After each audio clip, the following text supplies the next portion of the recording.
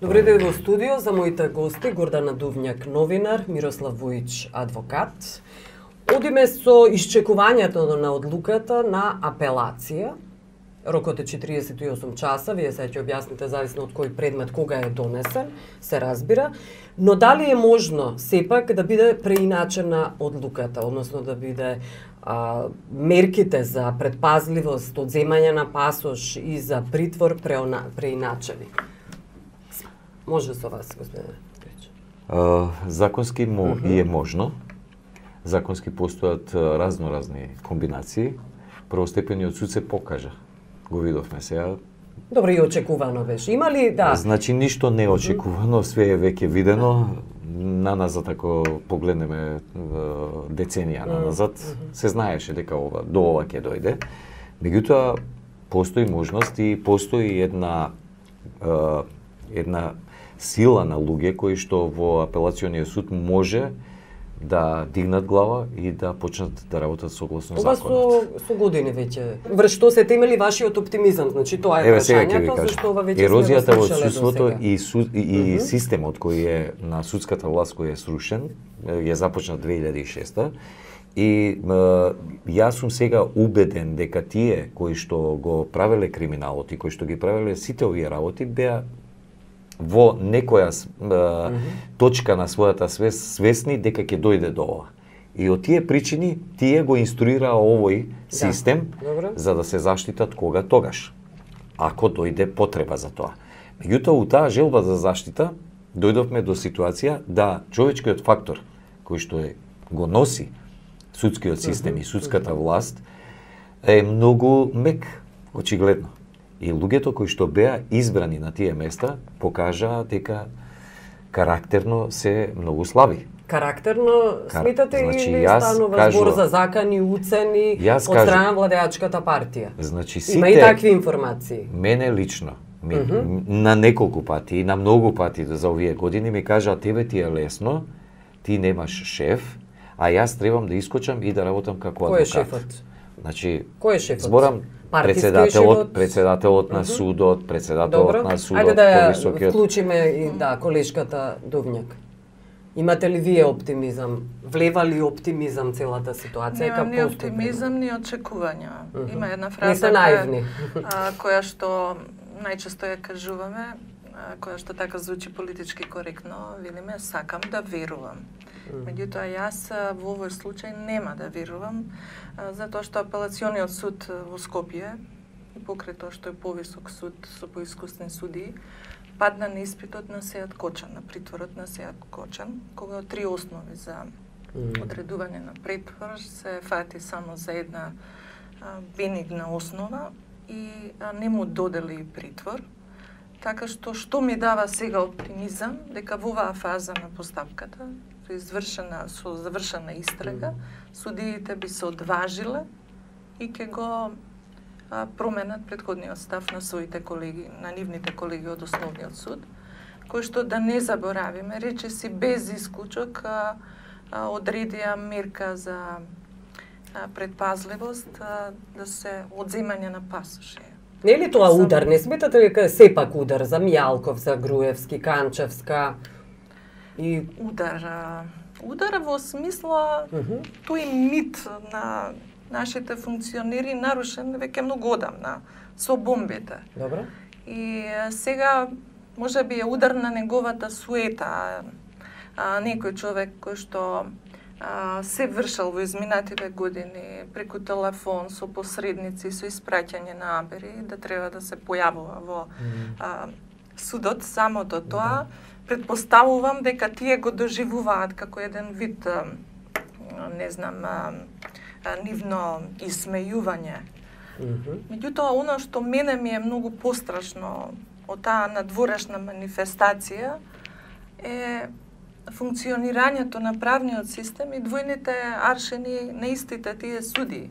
Затоа што имам чувство дека со овие мерки тие како да сака да се оправдаат себе си, па носат она што би рекол Владко Стефановски, као какао, некој измеѓу решение. Не е притвор, ќе дадеме притвор за некој што украл кебапчиња и на кој што ќе му најдат 20 грама марихуана, меѓутоа за криминал и квалификации на дела од типот за злостоничко здружување ќе им дадеме да ќе им го одземеме пасошот. Но апелација може да донесе одлука да биде вратен пасошот, така?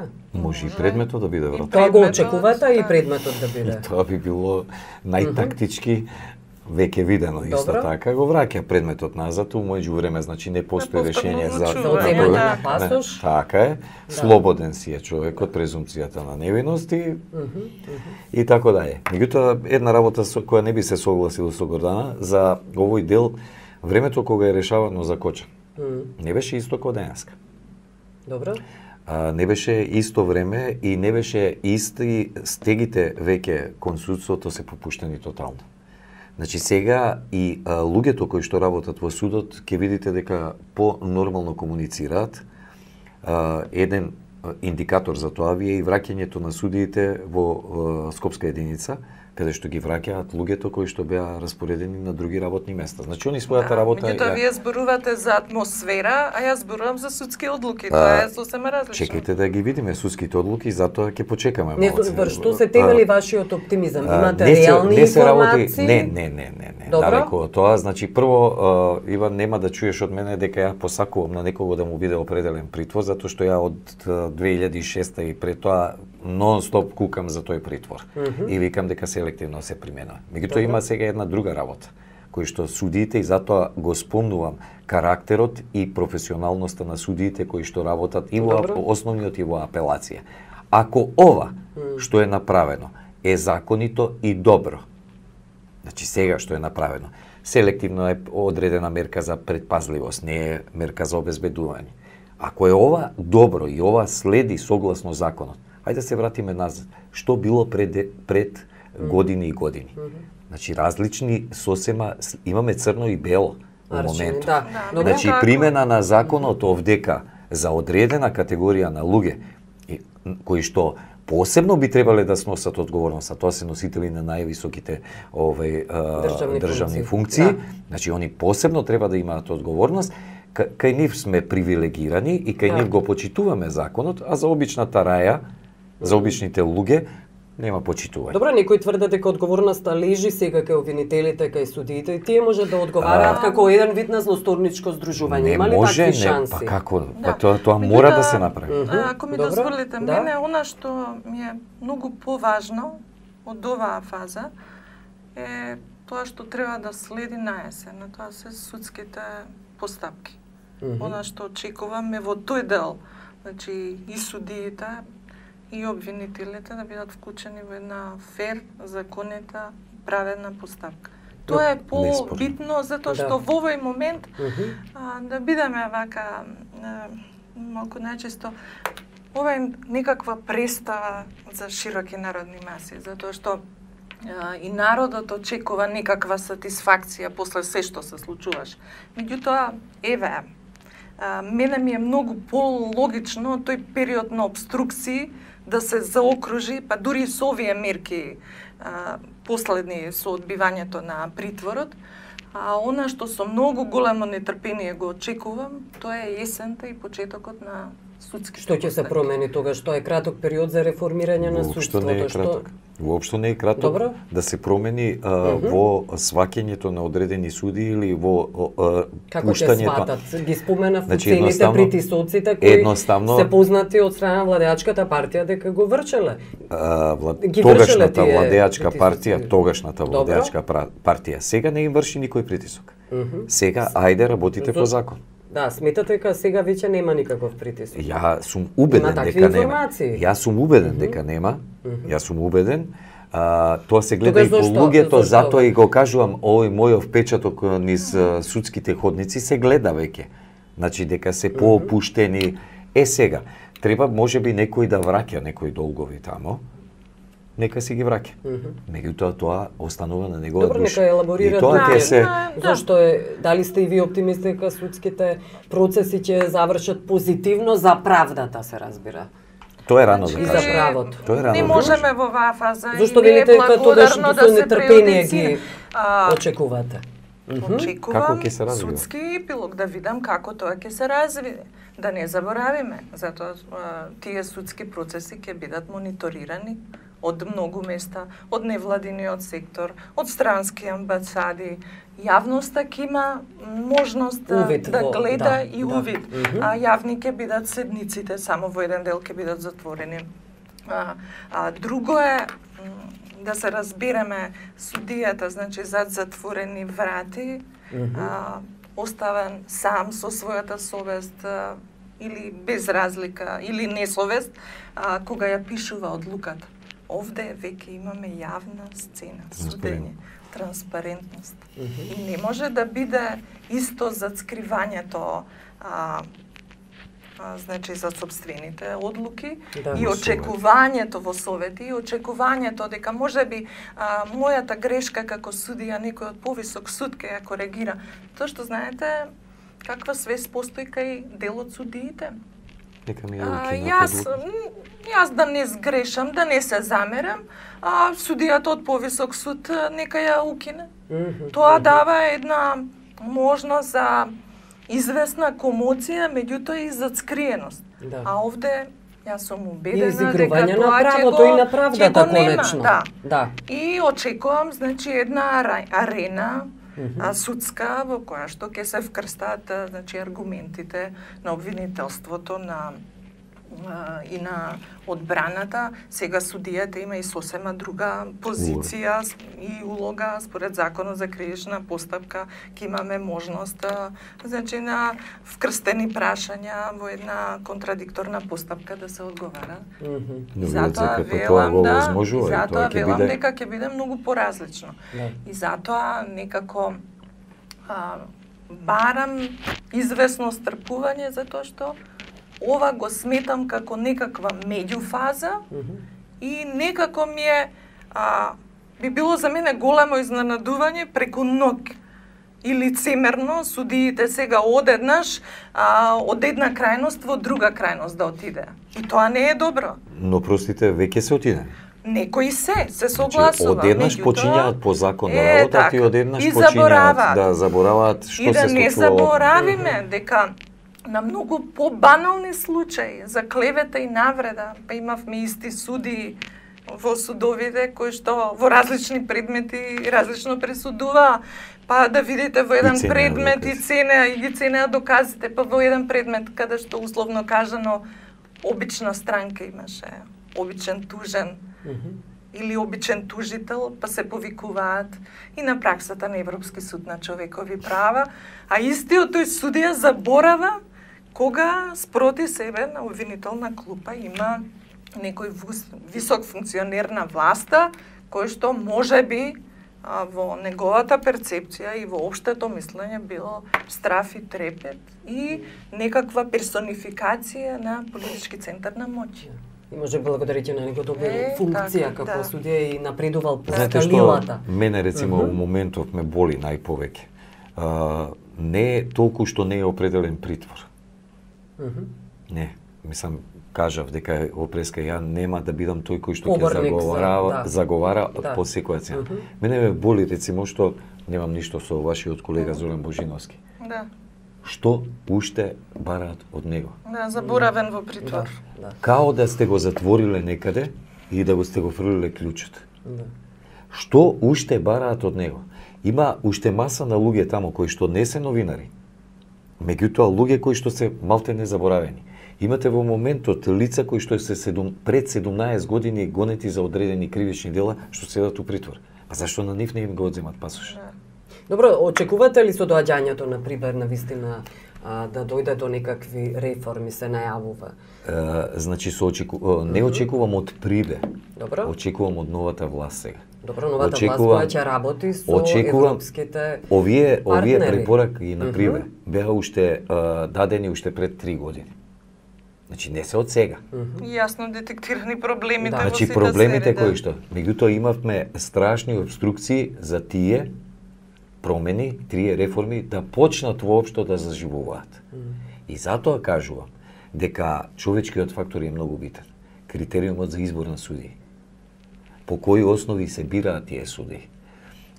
Вие имате сега некои критериуми кои што се наметнати да еден судија кој што е рецимо со дигнитет треба да има одредено познавање на англиски јазик. Зашто?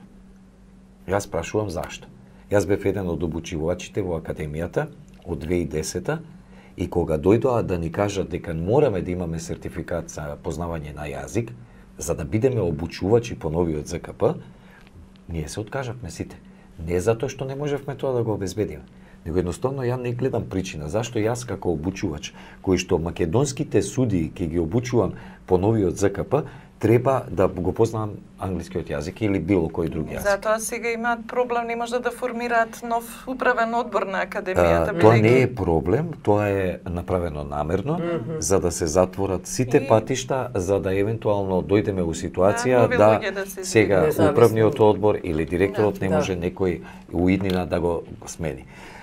Еден итерпеовски метод, кој што им успева, кој што функционираше. Ајде околу трката за новиот обвинител. Има разни информации, меѓу нив и Катица Јанева, незиното име фигурира дека е можен наследник на Зврлевски. Гледате ли добар потек во ваквата можност? Јас сакам да ги видам прво кандидатурите. Добро. Да видам кои се тие личности.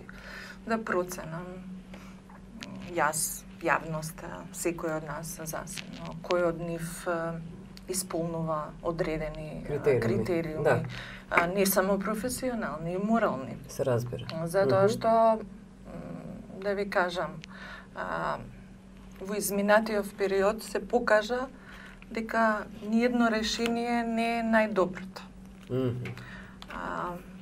Експериментиравме да биде тоа луѓе од фелата, нели велевме дека е најприродно да имаме... Мислите од обвинителство? Да, од обвинителство. Добро. И Шврговски беше од фелата, и Марко Зврлевски од фелата, и Стеван Павлевски од фелата.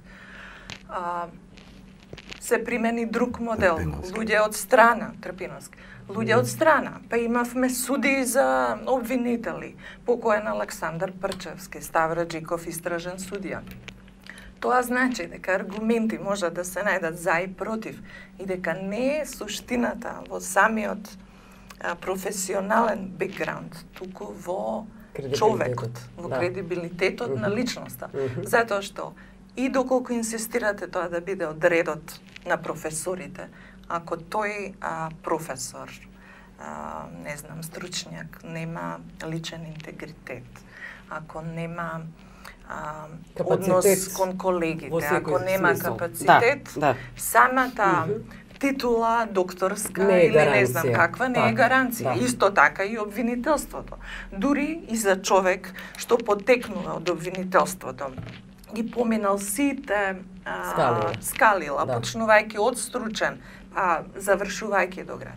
Ако нема честна намера, ако нема визија што понатаму, ако е свесен во стартот дека и тој ќе биде последната будала, како што велеше Прчевски, сето тоа ни е попусто, особено со ваква поставеност на обвинителството како што ја имаме сега. Добро, за Катица Јанева ви молам да коментирате. Дали е добар потек таа да влезе? Дали смитате дека со тоа ќе се растури сушност са ја? Сега, зошто би се растурило СЈО? Не ја гледам суштината зошто да се растури. Тоа е символ на СЈО и тоа е една од логиките на која се спротивставуваат некои. Јас сум поборник на тимска работа и не можам да прифатам теза дека само фронтменот и главниот човек но тимот се растура, тоа би било факт. Штета е да се растури. Да. Мора да му се најде место на специјалното јавно обвинителство, затоа што тоа е се уште на почеток. И самата Катица Јанова, специјалната јавна обвинителка, кажа дека се преслушани 45% од материјалите, а не се обработени сите. Велите дека е добро да остане и да ја заврши работата? Велам специјалното обвинителство, со или без Катица, има и таму и други се разбира дека има. Обвинители. Има. Ако некој проценил дека Катица Јанева е добро решение за не сметате дека тоа би било проблем? Па формално ги исполнува условите. Во изминатиот период не, во контекст на СЈО ве прашувам. Покажа дека ги држи работите во своји раце, дека има организаторски способности и покрај тоа што за сите нас на почетокот беше една голема непознаница и од професионален. Но докажа потоа дека е професионалец. Ќе те подсетам на истото ова во врска со Катица и на нашето интервју со Уранија Пировска дента кога ја избраа Катица. Да. Уранија тогаш, мислам, нејзини аргументи беа дека нема кредибилитет, дека доаѓа од мало место, од мал суд и така натаму. Се сеќаваш, уште тогаш јас реков, чекајте луѓе да видиме што ќе се случува. И истото можете и сега да го кажете. Не, сега ќе кажам друго. Добро. Видовме дека Катица го исполни очекувањето кое што го имавме ние барем у стручниот дел. Можеби не 100%, меѓутоа 90%. Беше невозможно да биде 100%, се разбира. Беше невозможно, знаете, обструкции за кои постојано говориме. Да, беа обструкциите кај Марко Звулевски за периодот на неговиот мандат. И дел само од овие што Катица ги имаше, Марко Звулевски ке го немаше до сега. Добро. Јавниот обвинител, значи, на Република Македонија.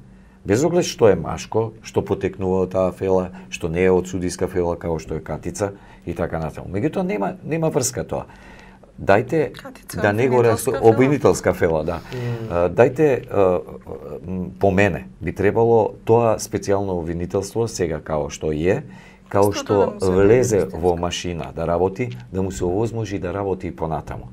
А да му се најде точно место во рамките на јавно обвинителство и специјално оделение? Дали ќе биде специјално, дали ќе биде, пошто да не заборавиме, тој веќе има мандат свој. Да.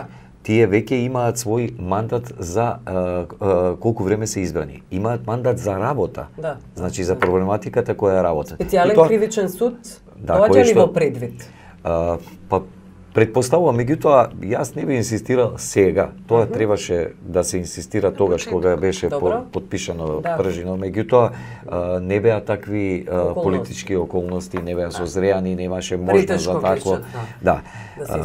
Тоа беше, мислам, ствар на договор. Добро, и Катица Анева како докажан професионалец, сега веќе кога видовме како работи во САЈ, дали е идеалната фигура за јавното обвинителство? Не дека не може да биде, меѓутоа јас сметам дека у моментов таа би требало да ја доврши оваа работа која почна. Изгубено е за речиси година, не изгубено, него година и пол. Аргументите на Дувњак се поиначе, дека ништо нема да изгуби тимот. Не тимот, као оделението. Ниту пак работата. Дајте да ја доврши работава за која што е почната.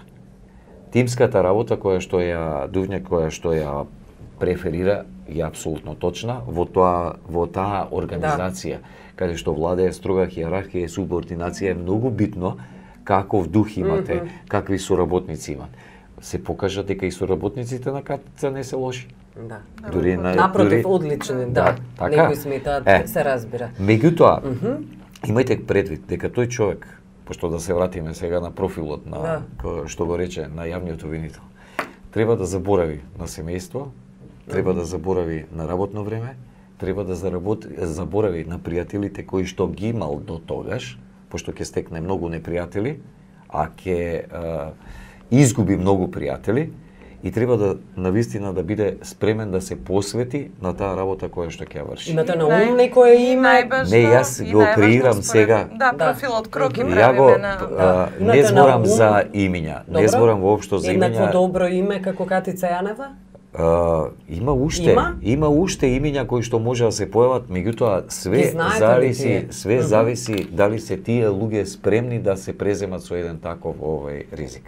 Не знаете, тоа немате информација дека постојат такви луѓе што не, јас знам дека постојат, ал не знам дали би презеле. Адвокат сигурно знае. Значи не знам тачно дали би, значи постојат луѓе. Предизвик тоа треба да биде предизвик за некого да се нафати. И една работа која што не ја спомнавме, голема храброст, и тој човек не треба да има цена. Знаете што, која имате цена, ќе се најде некој да биде добар купувач, да ви ја понуди цената што вие сакате да ја платите, како во секоја друга. Тоа значи да раскрстите со правните и стручните аргументи, а некои други аргументи да ви бидат поважни. Не би се согласил баш со тоа, значи секој, јас се слагам дека секој има своја цена. Меѓутоа тука ќе биде многу тешко таа цена да се достигне. затоа што тоа ќе биде толку транспарентно работено и првите чекори ќе покажат дали е тој човек спремен, човек, жена, не е битно, значи профил. Жената е човек. Така е. Првите чекори и првите реакции на тој новиот јавен обвинител ќе покажат дали е он спремен да се носи со проблемите или не. Значи нема да ни треба многу време да видиме тоа. Затоа што чекорите, јас лично заговарам, интимно сметам дека во јавното обвинителство не е добро у моментот да биде тоа човек од јавното обвинителство. Добро. Значи ова е мој личен професионален став. Дали имате на ум? Јас го кажав мојот став Имате на ум дека некој одредено име кое сметате дека би било достојна замена?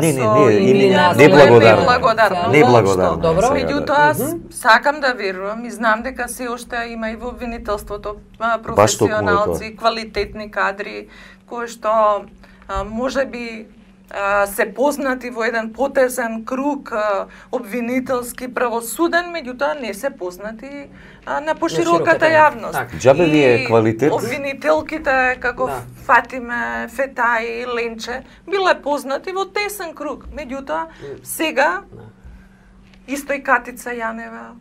Велевме без биографија, да. Најдобриот обвинител со докторски дисертации, со не знам какви научни трудови и така натаму, ако не биде добар менаџер овдека, ако не знае да изменаџира со луѓето, пошто токму тоа што овој Гордана го вика, има овој квалитетни обвинители и во тоа обвинителство, и во вишото, и во републичкото.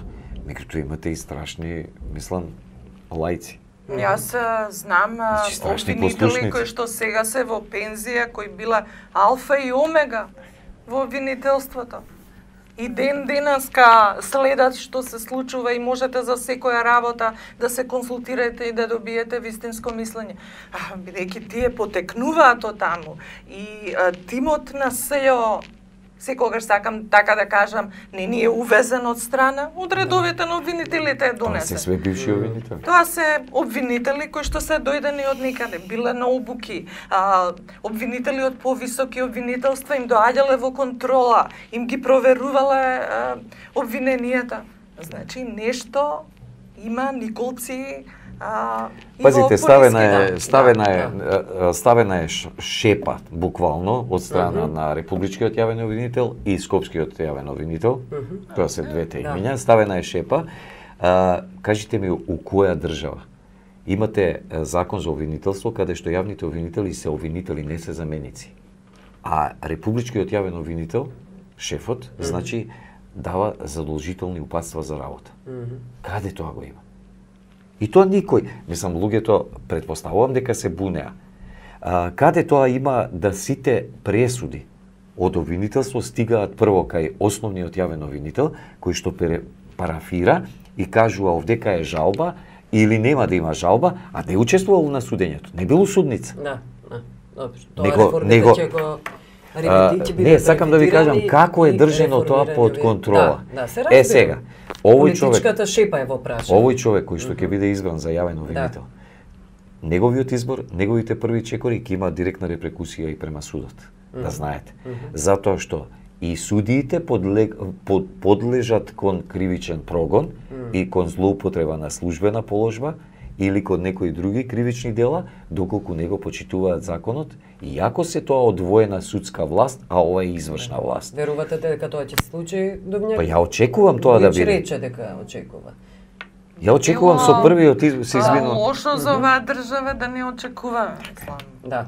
Ако немаме правна држава, понатаму се е ова попусто. Што треба да ни се повторува циклично на 10, на 20 години, па вакви афери, ништо не сме направиле. Ако прислушувањето не го решивме во 2001 година, сега толку години подоцна, мораме да го заокружиме овој процес. Да го завршиме. Мора да го завршиме, да ги утврдиме виновниците за во иднина да не се случува. Мора да се направат реформи, меѓутоа вистински реформи. И она што е најважно, бидејќи во изминатиот период никогаш не ни недостасувала. Ние сме рекордери во тоа да секаде кај што има потреба институции да измислуваат. Меѓутоа, тие институции да не ни бидат само на хартија, да имаат суштина, да бидат полни од внатре со професионалци. Да. Да не ги казнуваме Добро. за собствено мислење и суди и обвинители. Напротив, да преферираме луѓе со став, со интегритет, а не Само така ќе послушници. функционира мерит системот. Да. Јас очекувам, јас се извинувам На само крај да сам. очекувам да новиот јавен обвинител кој што ќе биде покрене постапка и против неколку суди, Да. таму ги има. Зврлевски дали во игра во ваков пат? Зашто? За да се покрене постапка. Кај Се Зврлевски разбира, доколку не се знам прекршени што ќе некои направи новиот јавен закони. обвинител, Добро. меѓутоа сметам дека Зврлевски е директно одговорен за многу работи кои што се случија во нашата И држава. Илиевски кој е во моментов во Страсбург како судија? Ако дојдеме до Илиевски, оти беше многу лукав до сега. Добро. Да не е лукав, него беше стручен, што другите, он не беше шеф на јавното обвинителство, он ја диктираше, он не организиран. Да. Меѓутоа, тамо имаше и друга хиерархија и поставеност. Тоа е Меѓутоа, веќе друга приказна и за... меѓутоа, тоа е, јас лично ги гледам нив као најодговорни, основниот јавен обвинител и републичкиот јавен обвинител, па и за настаните на 27 кои што се случили. Прислушкувањето, Катица немаше потреба и специјалното јавно обвинителство да иде и да се става жути ленти, доколку Марко Зврлевски уште пред 3 години тоа го направеше. Да. Значи, намерно пропуштање на должни действија доведе до една ерозија на целата држава, за да можем И затоа да... прашувам дали Зврлевски би одговарал Значи, во вакви еве, јас ви го услови. кажувам, за Добро. мене е он одговорен. Дали некој ќе покрене одговорност против него за некоја повреда на закон, дали Да. ќе се утврди тоа, Да. тоа е веќе постапка која што јас кај него гледам, а најмалце ако треба, морална одговорност. Добро. И затоа ме чуди која е причината да он иде на разрешување, а да не си поднесе оставка. Пошто е свесен дека он е еден од промоторите на сите овие проблеми кои што Со тоа Македонија би ги има. признал ако би дал оставка. Не би Добро, признал, тука сме на барем крајот. одговорност да има као човек. Добро, јас благодарам што бевте гости.